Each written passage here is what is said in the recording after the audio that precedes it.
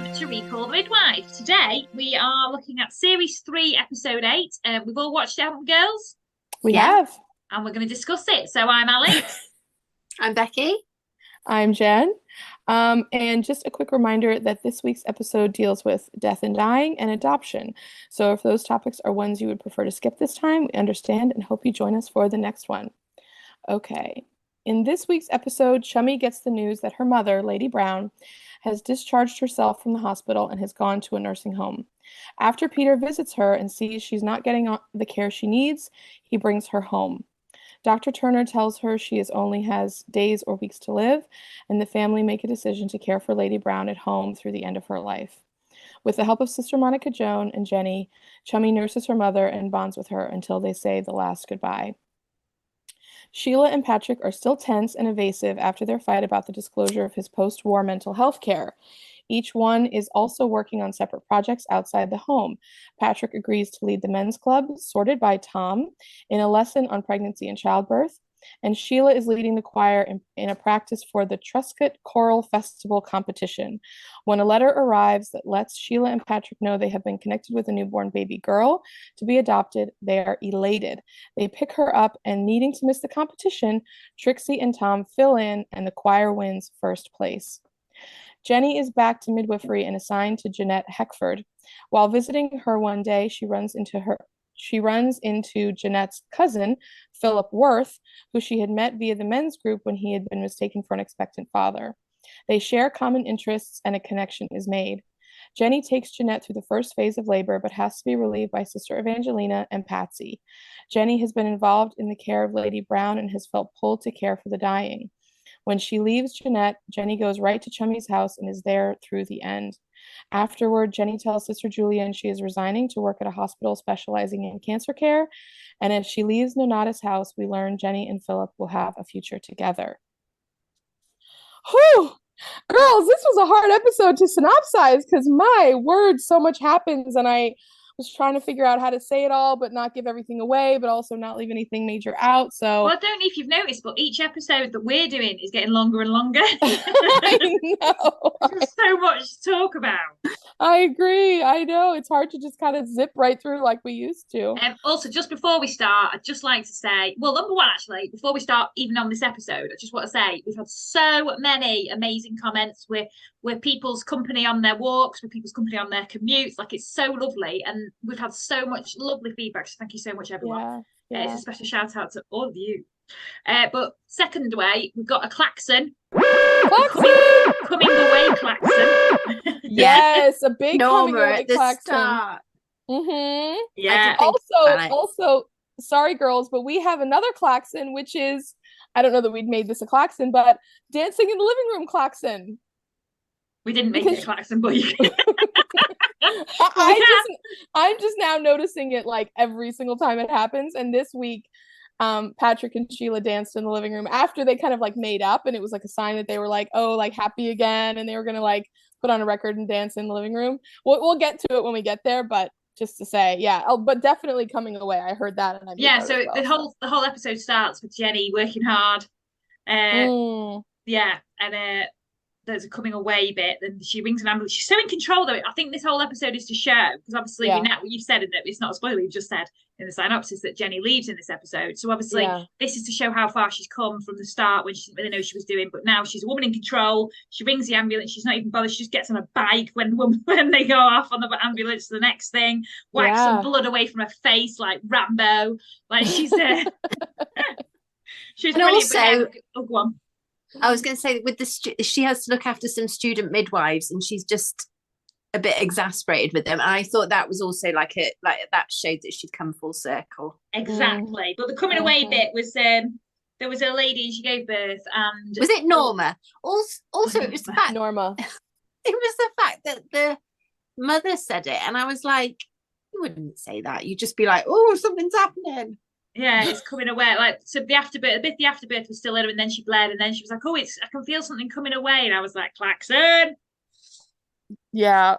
So we don't actually know what happened to that mother, but the point is that mother didn't matter. That mother was there to show that Jenny had come along on this whole journey and how in charge she was and how great she was now. She was a device for Jenny, yes. Well, bearing in mind we're 3 years on, aren't we? So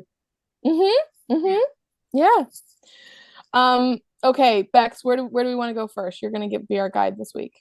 Should we talk about Chummy and her mum first? Oh, oh, I cried. Oh my God, girls, this one. I'm not normally a crier.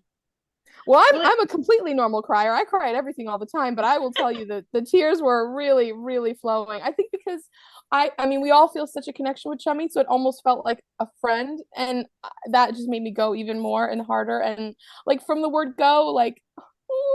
Yeah, but I think they did that on purpose as well. I feel like because obviously they're filming it from a friend's perspectives as well. Like they're seeing all the friends there as well. So I think it does make you feel involved like a friend. Yeah, it really does. It really does. I did like the way they were like Pinehurst Lodge, and then it was like actually Pinewood Villa. Like I just thought it was brilliant. Peter doing all the legwork there. So basically, her mum is not very well, and she finds out that after the whole fallout last week, that she's now staying at a place called Pinehurst Lodge, but actually it's Pinewood Villa because Peter actually did some police work. Klaxon.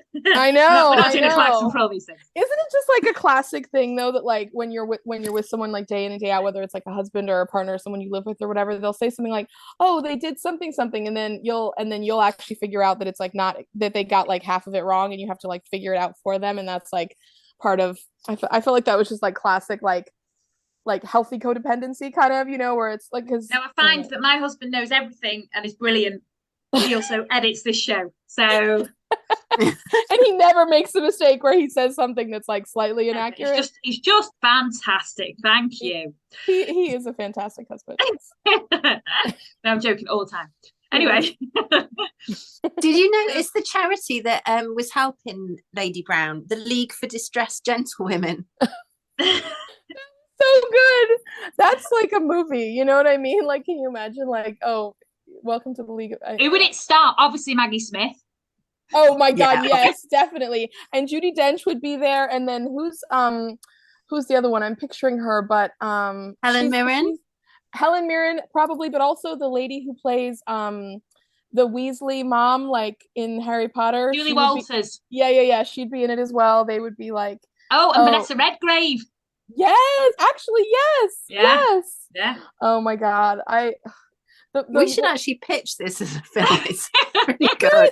Yes, there is a long-standing now. You could play the baronet's widow. Ooh, there's a baronet's widow across the landing. We have to keep standards up.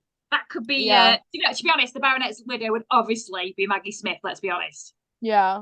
Well, and girls, like this is the crystal ball of our future, because you know that the three of us are going to be doing this in about 40 years ourselves. Like we will be those characters. I like the way you're giving us that long. Yeah, honestly, maybe 15 at the rate we're going. Okay. Anyway, so she's in this home for what's the charity again, Bex? The League for Distressed Gentlewomen. Love it. Classic. So she's in this home and she's funded by that, and it's basically just a hotel pretty much. It's not, or a place for them to stay. It's not a place. It's not a hospice. It's not anywhere for people who are ill. It's not a hospital. Any care really. They say they have a doctor, but like that's it's just like it's more like a retirement home that basically if there's an emergency they can call an ambulance. It's not anything that can handle Lady Brown's condition. No. Anyway, so Peter does some detective work and he rolls up in a taxi and he can hear her screaming from outside Lady Brown, which is very unbecoming after our conversation last week about feelings that Becky would never try to explore or understand. That's that and that's that. They're there to be pushed down and never dealt with ever, and that's all you do with it. After the fact that she is very, we did discuss in detail last week how she's a very closed book, very no feelings shown. You don't show any of feelings, you don't discuss anything.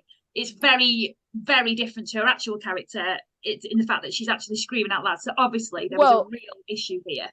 But let's just not forget there's one scene in between of like them figuring out the real name of the place and then Peter going there, is that Chummy goes in between times of those two things, and Chummy visits her, and I think she feels very sympathetic actually, like even after they've been through so much together, and tries to be comforting. Like she brings some like savory mincemeat, which I don't even begin to know what that is, just like a cottage pie or shepherd's pie without the mash. And it's just like a cottage pie or a shepherd's pie but without the mash on top.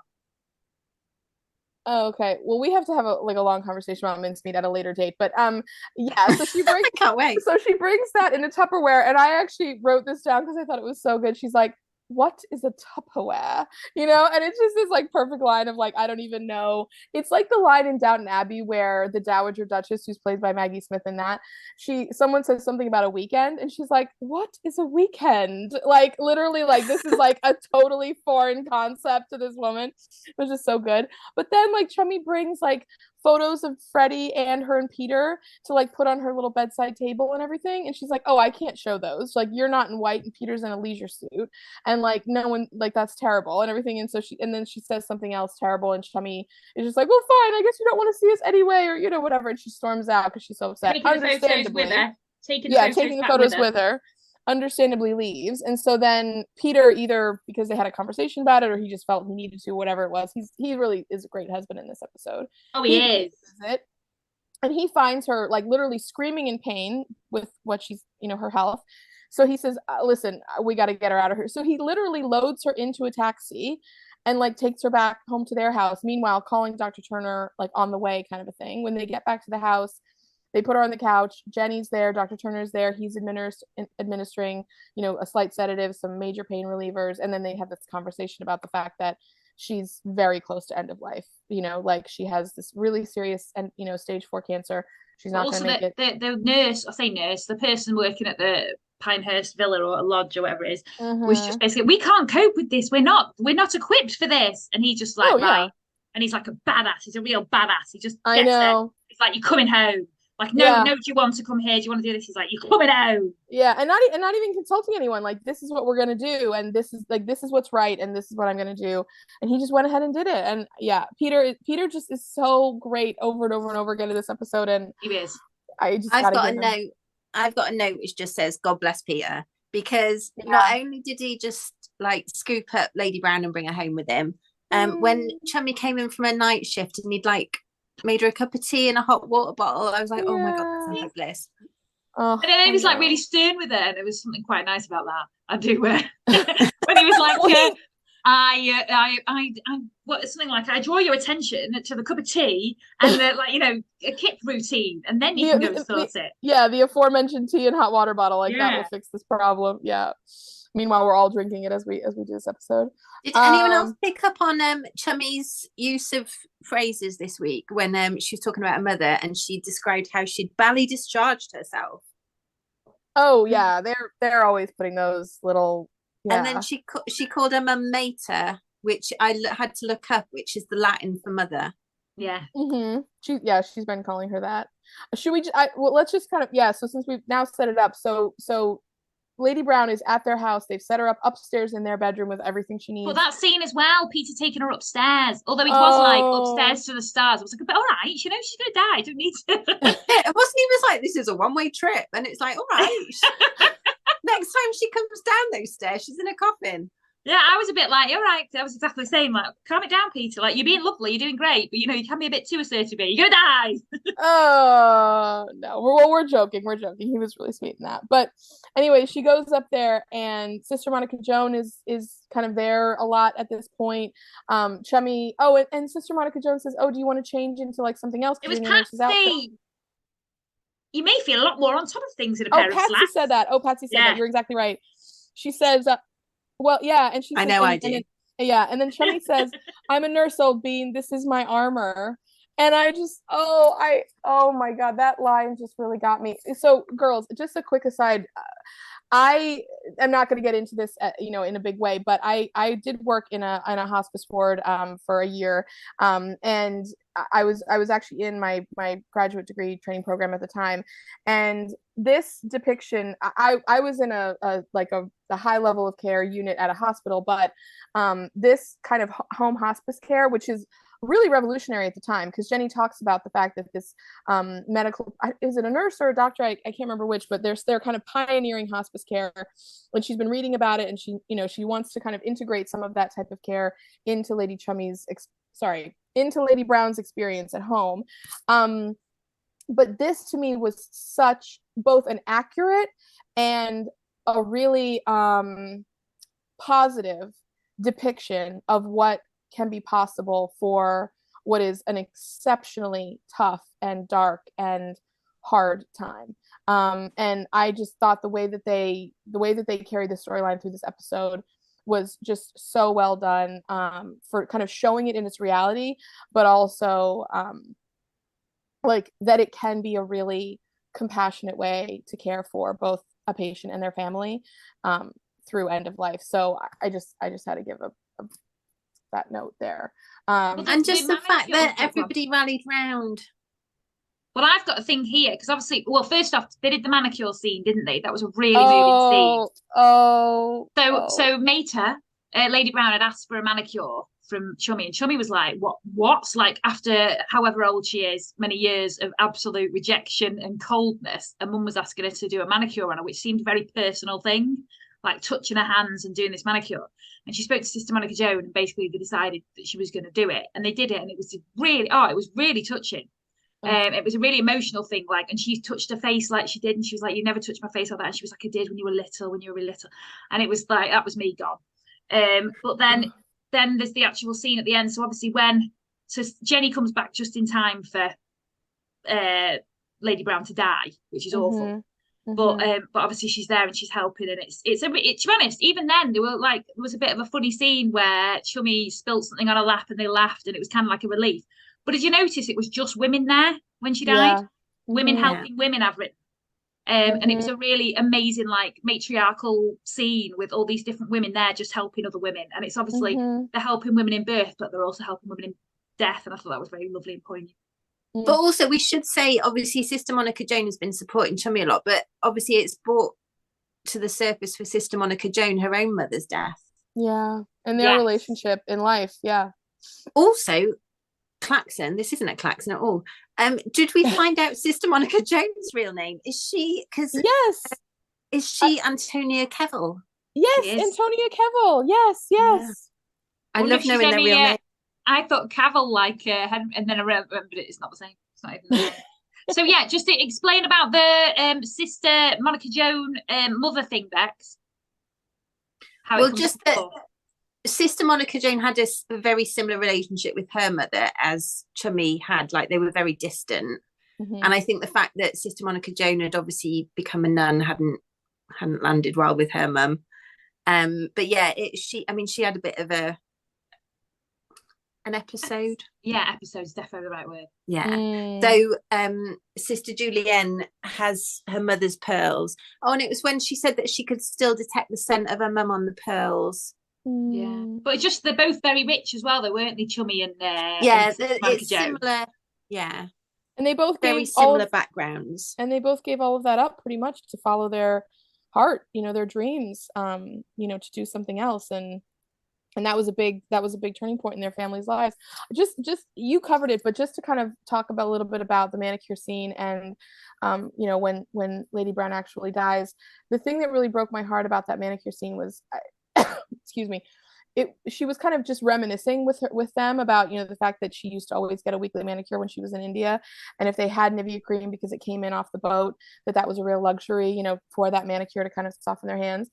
And I didn't read that as a request for a manicure, but just kind of something, talking about something. Yeah, she was. I'm with you on this, Jen. She was just remembering, and then Sister Monica Joan picked up on it and told Chummy that she should do this. Yeah, and what was really sweet was that Chummy, was kind of like, no, like, there's so many things other, like, that's so frivolous, like, we have to do important things at this time. And Sister Monica Joan, I really have to hand it to her in this episode. I know I give her grief, but, like, I really have to hand it to her in this episode. She said, listen, there's really nothing else we can do at this point. This is important, and this is a way for you to connect with her. And she said, but we don't touch each other. And and the scene where she's rubbing the Nivea on her hands, and like that, it's so tender, so loving and everything. And like I don't know that she says this explicitly, but in my mind when I was watching this episode, I just thought, oh my God, I'm sure they've like never even hugged each other, like that Chummy can remember and everything. And as both of you know, I am a big hugger. I like physical affection in our family is constant. We're always giving each other hugs and like little pats and like things like that. I mean, Al, I force you to hug me every single time we see each other, and I know for context, listeners, I am awful at hugging. And I just hate it. I look really I have this awful, awkward look on my face. But apparently, when I was a baby, unless you're drunk.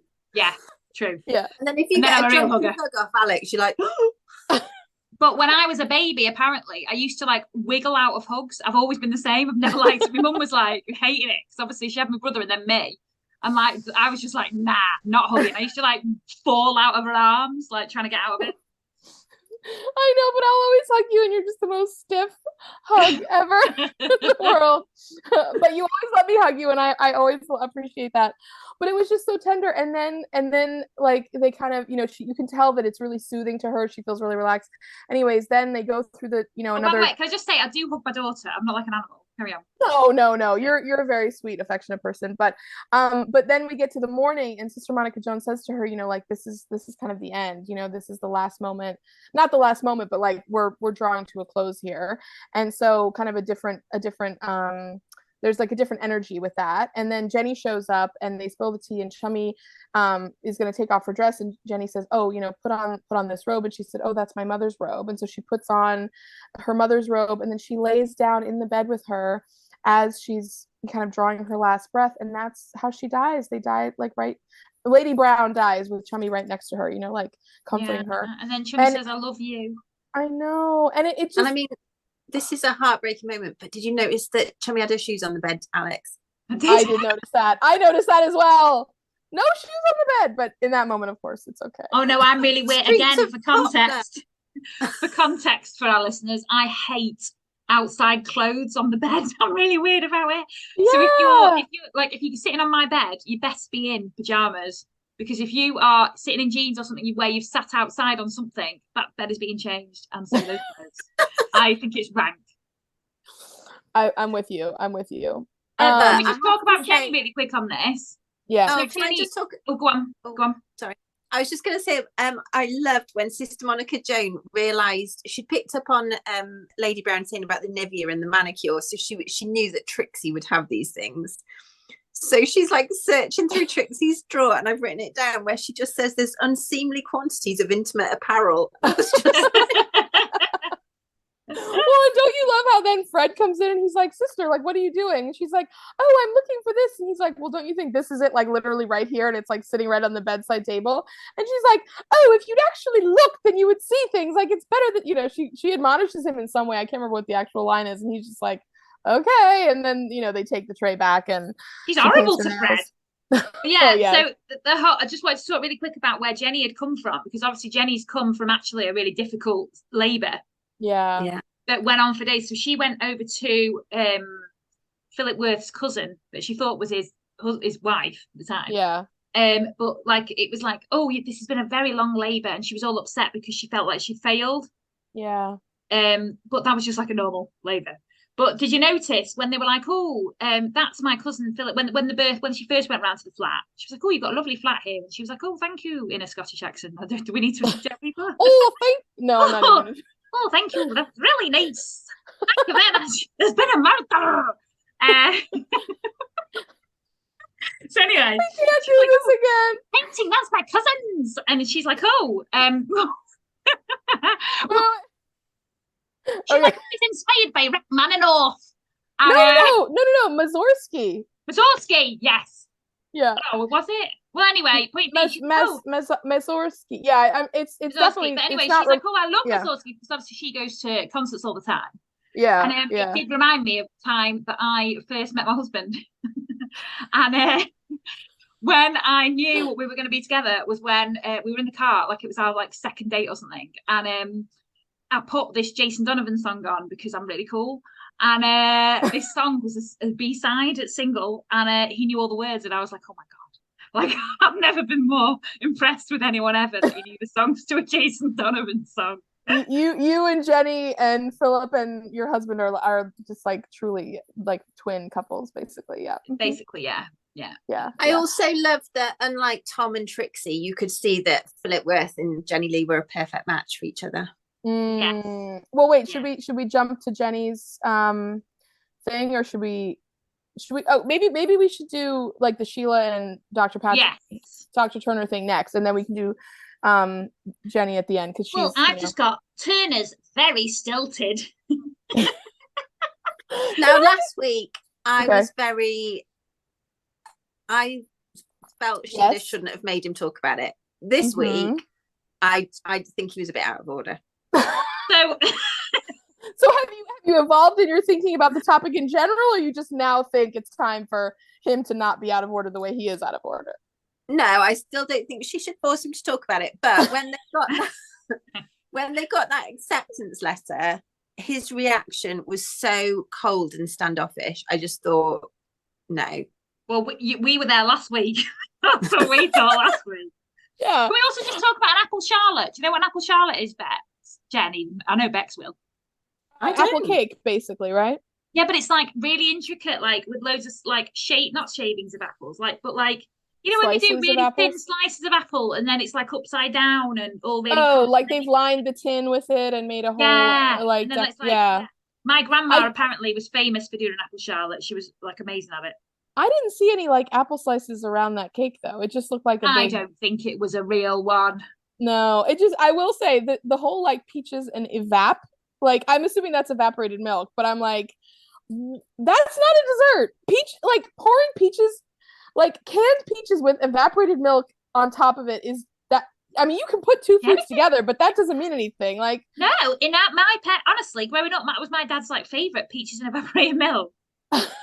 Yeah, and when I go to my grandma's, there's always dessert. So normally it'd be like, and then there's a good dessert. But as a backup, if they've not got anything, you'll maybe have peaches and ice cream.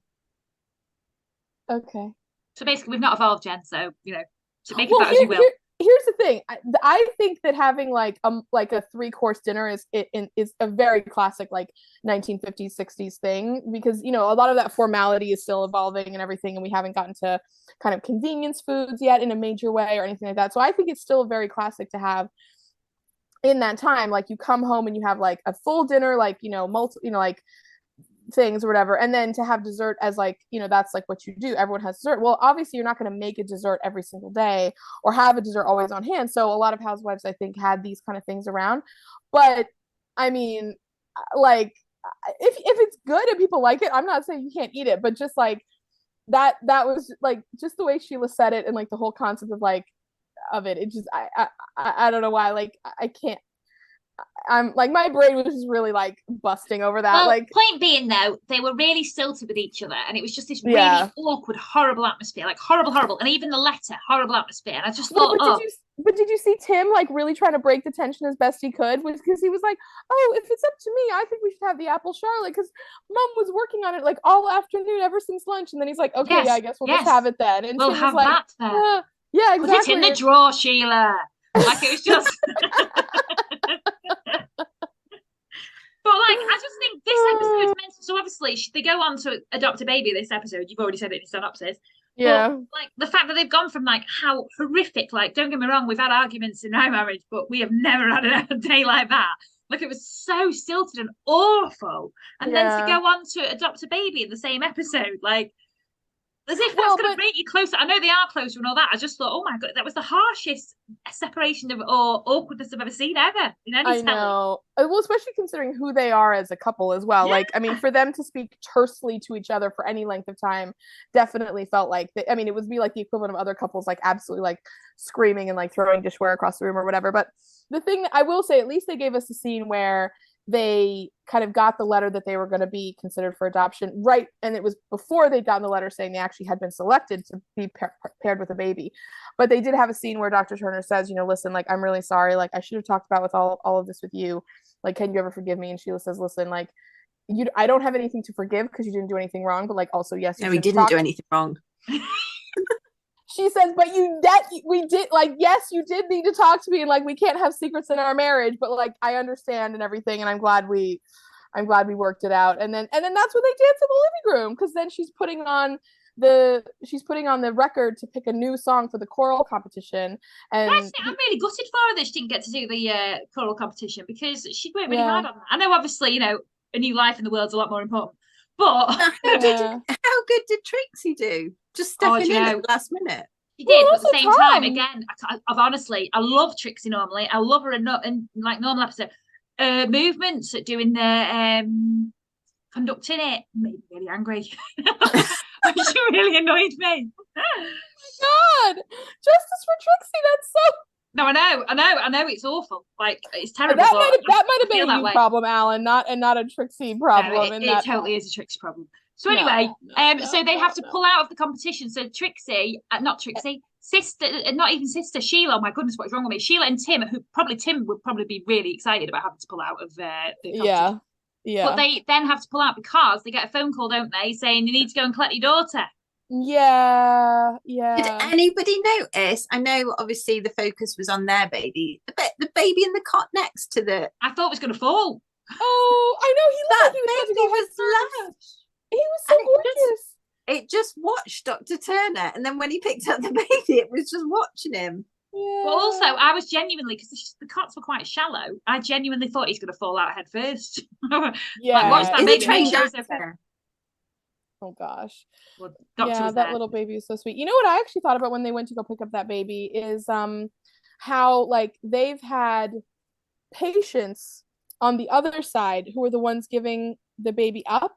And in this case, we saw the adoptive parents side of it, but usually on the show we see the teen mom kind of side of it and like all the difficulty and struggle and everything else. And she'll even or one of them has a line where she says like, oh, she was going to keep the baby, but then at the last minute they decided they weren't.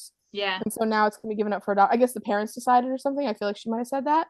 And I just thought, oh my God, that's a whole Call Your Midwife storyline as well. And we're going to have those in later episodes. But then as well, when they go in, so Timothy's rushed out to another room because how dare he be there at such an intimate moment of actually meeting his sister. You know, he's not important enough. So he goes off with a nurse. And then why don't you wait in the other room, Tim? We'll get to you later. Don't you dare watch this thing that's really important to our family. So anyway, so Patrick's like goes to have a look at the baby because it's got like this little really cute sunflower next to it. It was just really cute, and she's like, I can't look. What does she look like? What does she look like? And he's like, close your eyes. And then he puts the baby Angela in her arms, and then she just says we have a daughter, and then she opens her eyes and looks at it, and she's like, we have a daughter. And I've got 3 emojis of just crying on my notes because it was so gorgeous. Yeah, it was really sweet. It was really, really sweet. And then fast forward to Sister Julianne as well, saving the nightdress that she'd been stitching her love into. Yeah. Oh my God. As if we ever had a doubt that she wouldn't save it for her, but still. No, I'm sorry. I just that again, Sister Julian is just truly like a goddess, a heroine among women. I mean, just she's on another level. She's on another level. I'm sorry. I mean, yeah, like you could say, oh, it would be, oh my God, when Sheila opened that thing up and you could see that she was absolutely floored. She was so touched by that, like, and the way that Sister Julian absolutely validated as a way to have a child, which is sometimes not always how people are about it, was so loving and wise and kind and just oh my God, I love it. So should we talk about Jenny's leaving do? Yes. Well, they had like 3 different parties at once because I thought that they had Jenny's leaving do and then the new baby party and and then the celebration of winning the thing. That to me all seemed like they were kind of rolled into one party. Yeah. And I thought in a really good way. But yeah, let's rewind back. So where do we want to begin with Jenny? Well, I just obviously Philip Worth arrives with a bunch of flowers. Scottish. Which is fine for like it's fine for 2 minutes, but then is it just a bit awkward being at somebody's leaving party? Well, hang on, let's talk really quickly first. Yeah, wait, let's go back farther, yeah. So they met. So there was a talk at this men's parish group that Dr. Turner wanted to do. Not Dr. Turner, who's the curate? Tom wanted to do about basically teaching men about how women cope in labour and what happens and stuff, which I think is a really good idea. Also, did you notice that when Dr. Turner was like starting the lesson, he's like, okay, boys, here's like, he's like, we're going to start right at the beginning. There's an egg and a sperm. And we're like, literally these men know absolutely nothing. And he's like taking it back, like almost to like, you know, when you're like learning about sex ed for the very first time in like gym class or whatever. I mean, he takes it right back. But yeah, but they were taking the register. Like everything's so formal in the 50s as well. Like they lost 2 to the hand and shears. And also, can I say, I really, really, this is something I didn't hate about Trixie. Her smoking in the meeting. I thought, what are you doing? I loved it. Oh yeah. But anyway, well, sorry. and then Patsy's doing the role, and she's like, "Wait a minute, I don't. Who are you? Like, I didn't have you on here." And Philip Worth says, "Oh, I'm Philip Worth." Like, and she's like, "Okay, well, I don't have you on the list, but that's fine." And then he interrupts Dr. Turner talking about like like conception, and he's like, "Actually, I think I came to get my cousin some milk of magnesia, and I just got like caught up in the whole like group and everything. I don't really think I'm supposed to be here." But And so also, that was in a different room to Jenny, because she didn't know that it was the cousin. Right, exactly. When she first saw him, she thought he was the and so then they take him back. But they only chat for 2 minutes. They just literally chat for 2 minutes and walk out the building. I still think it's weird. Did you watch him? What did you watch him though when he first met her? Because obviously now we know. Watching back, he's all like, "Ooh, looking at." Like, hey! Yeah, I mean they obviously have a connection, but I just think it's still awkward to be at her full leave-in do. Yeah, it is. But I mean, like the way that they tried to, I mean, again, like I love the show so much, but like the entrances and exits of these major characters are just kind of insane at times. And I know that they tried to make it all work, and Jenny in some ways got a lot more fulsome ending than a lot of other people. I mean, the whole show is based on her. But Jane, the first time I watched this, she was like, "Oh, Jane." Well, yeah, the first time I watched this, I was like, I literally at the end, I was like, wait a minute, so she's gone? Like, I turned to my mom and I was like, so Jenny's out. She's not, like, I was expecting to see her in the next episode, and my mom was like, no, she left. Like, that's it. She goes on. I will like, say though, for the writers, like as we've just said ourselves, there's so much going on with so many more characters and so many different character things. Like it was hard to fit it all in. Like, no, I get that, but the thing is, girls, I mean, like, and look, I'm not a TV writer. I get it. I'm speaking out of like in not having this experience or whatever. But they gave Alec like 7 episodes. Like they should have killed him off way, way, way earlier, and then given Jenny time, like to, you know what I'm saying? Like she marries Philip Worth. She literally just dated Alec. I mean, they spent 2 seasons on Jimmy, and I love Jimmy, but like they gave so much runway to all of these other relationships that didn't come to anything, and then literally she meets Philip Worth. Philip Worth. She meets him right at the start of her journey in being like a cancer nurse. It's not like Call the Cancer Nurse. It's called The Midwife. This is where her journey as a midwife ends. Bye, Jenny. Next. No, I get that, but like again, they should have introduced him in the previous episode and then given it a little bit more like.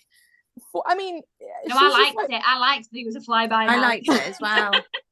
Oh, you too. Give me a break. You're just banding against me.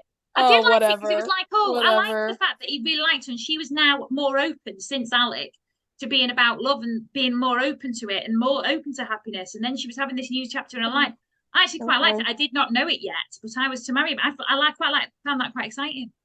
And also, when she met Alec, she wasn't drawn to Alec. Like Jimmy was basically like, you need to throw yourself into this because you can't just, life isn't all about work. Whereas with Philip, they instantly had a connection.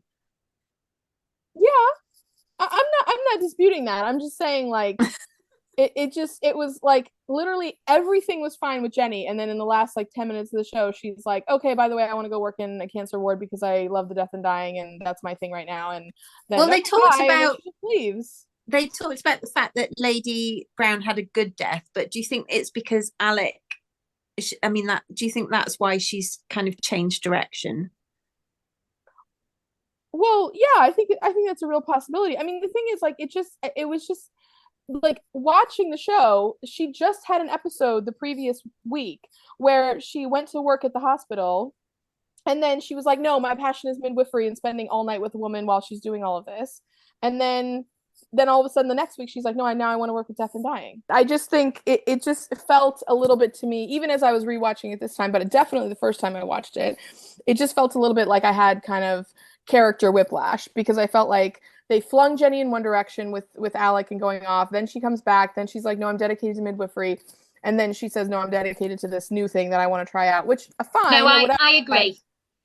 So that's I do agree all. on the midwifery part, because she was like to the other nurse the other day, she was like, oh, I want to be there forever. And then she's like, yeah, actually, I want to be with dead people.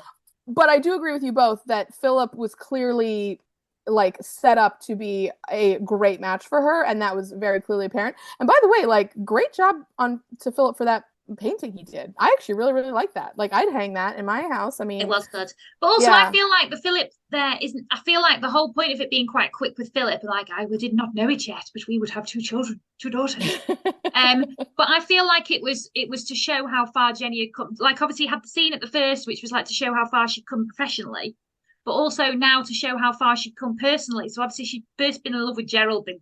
They got rid of that. God, then yeah. the whole Jimmy debacle, then Alec, and now this. But like, it showed how she'd grown, and she was open to all that now. I feel like that was again to show how she'd grown. Like, actually, this will go somewhere.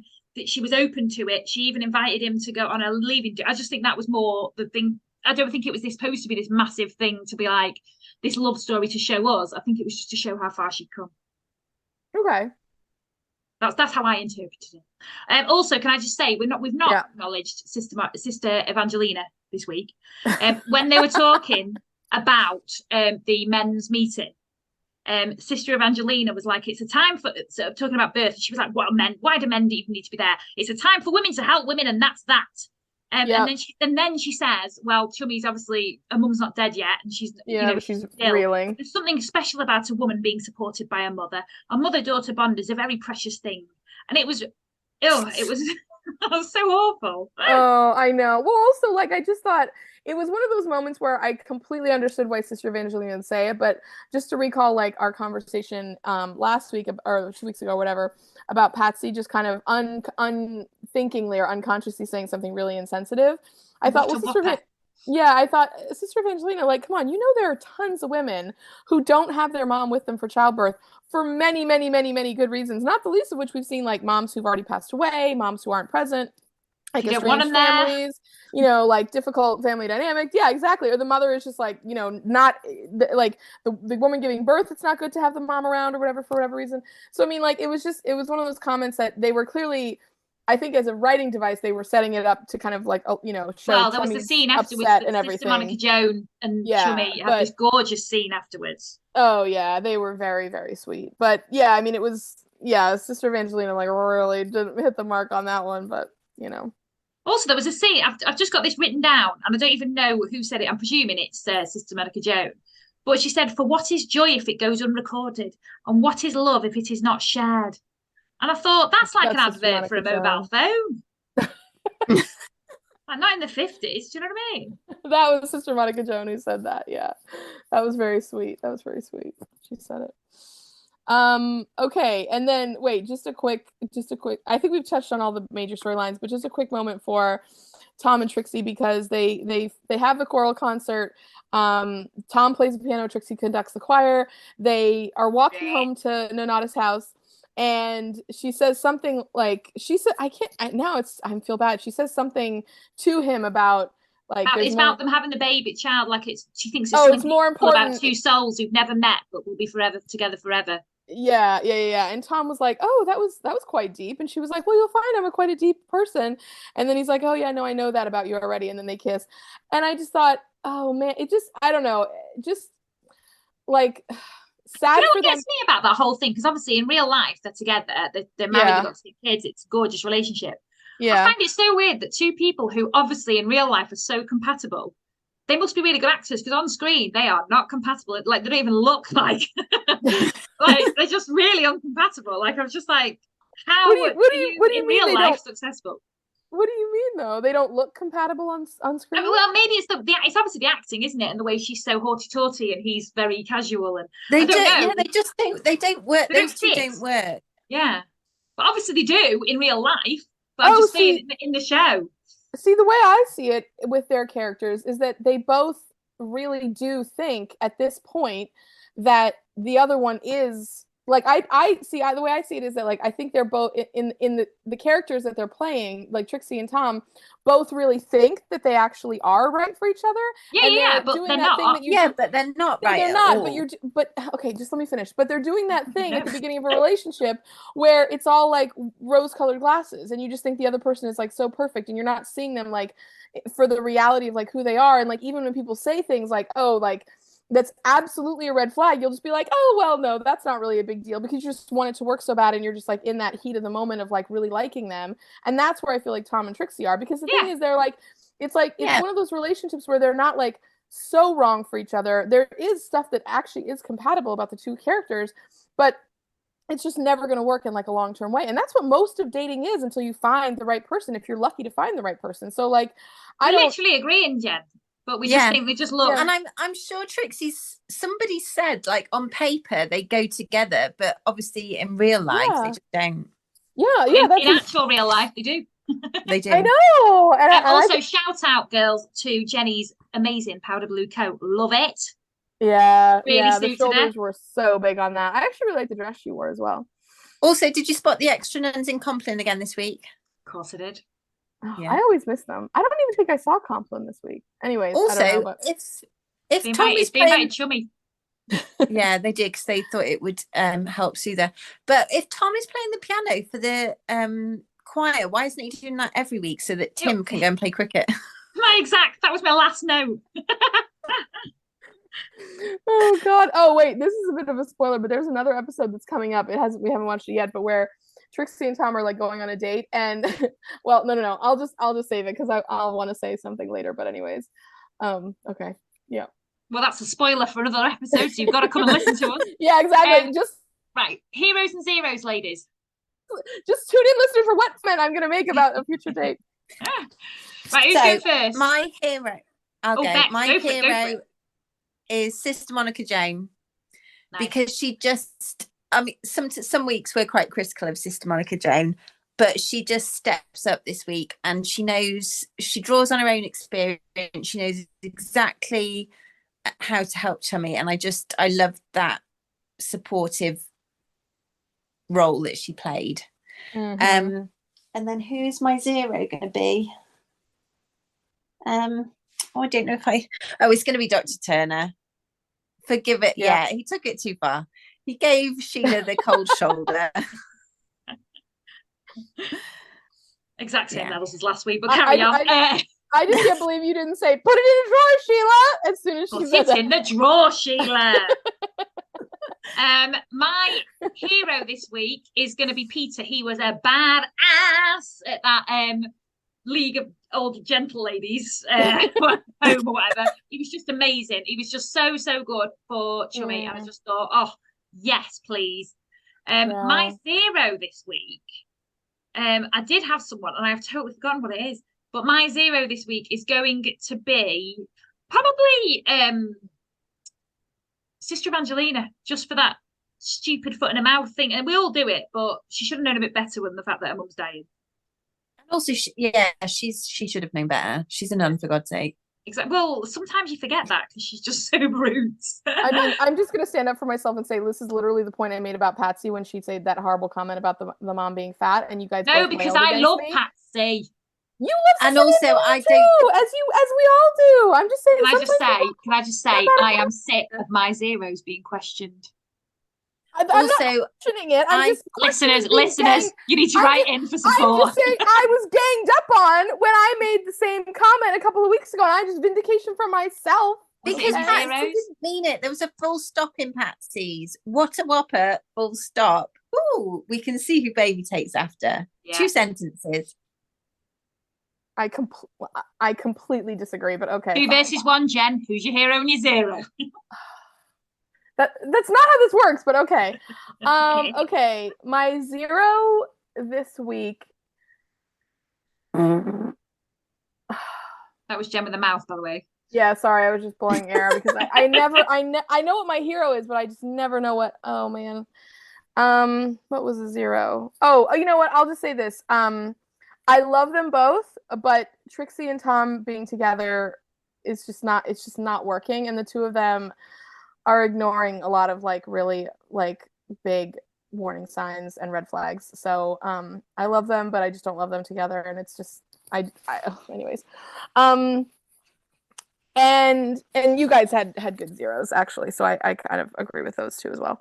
My hero is gonna be Lady Brown and Chummy, and the kind of depiction of their relationship through the end of Lady Brown's life and the hospice care that was provided for her. I just found that to be so beautiful, and you know, for two women who had a really fraught and complicated and difficult and like in many ways like very cold mother-daughter relationship, to find so much love and tenderness and connection at the end of life, I just thought was so great. And like, not only did it give Lady Brown like a dignified and compassionate ending, but I mean, again, I'm like projecting here, but I thought that would also give Chummy a lot in a time of grief that was just beginning for her, to kind of know that she was able to have that, you know, experience with her mom at the end of life. And I think Chummy references siblings and they never kind of get discussed. Yeah, she had brothers. Yeah, but they're, you know, they're obviously nowhere to be found or whatever, but which, you know, but I, you know, I think like whatever Chummy goes through, like in, you know, dealing with grief after losing her mom, like that experience with her at the end of her life, I just have to think would really help her out in that time. So yeah, I just appreciate that. So can I just say once again, Jen, one of your heroes and zeros has actually made me think of like a bit of insight. Oh! But do you think Sister Monica Joan being present at the death of Chummy's mum kind of gave her a bit of resolution as well? Because obviously she had pretty much the exact same relationship, but obviously didn't say goodbye to her mum. Yeah. And obviously was thinking about her, and that's why she had the little episode, the Alzheimer's, dementia, I don't know, but point being, she obviously saw that relationship, so it kind of gave her a bit of resolve as well. I think you're exactly right. Yes, I 100% do. Yeah. See, this is why we're a good team, because even though we like go back and forth and bicker and argue and everything, we still always are like getting things from each other and like agreeing, and we're all on the same page at the big way in the end of it. True fact. And on that note, thank you so much for listening. Yes. Follow us on Twitter. You can follow us on Instagram. You can like our page on Facebook. You can give us reviews. You should subscribe to our podcast so you get it automatically every week. And you can also subscribe to our YouTube channel, which is no pictures of us. Don't be scared. It's just you don't want to see the state of us on these Zoom calls. But you can listen to those on there as well. So yeah, thank you so much for all your lovely comments. Keep them coming. Honestly, I love it. It's making me really big-headed. I keep sending it to everyone in the group. So keep them coming. Honestly, we love it so much. So good. And next week we've got the Christmas special. Exciting. Love it. Yes. Oh wait, do we want to tease what we're doing in a couple of weeks as well? Go for it. So, dear listeners, if you would like to do this with us, you're more than welcome. I don't know that you will want to, but if you want to. So, ways back, we talked about reading the Call The Midwife book that was written by Jennifer Worth that kind of kicked off this whole series. And in a couple of weeks, between season 3 and season 4, we are going to discuss the book and kind of, you know, what it had in it, how it compares to the series, like our thoughts and things like that. So if anyone has not read the book and would like to read the book, or or if you have any questions related to the book or things you wanted to talk about, anything related to that, just want to tease that to let you know now, because that's going to be our discussion week. So I'm excited about it myself. So that's all. The internet just went a bit weird then, so I hope that got through. But basically, we're reading the book, and I've already read it. If it didn't, you can just cut out that part. That's fine with me. But yeah.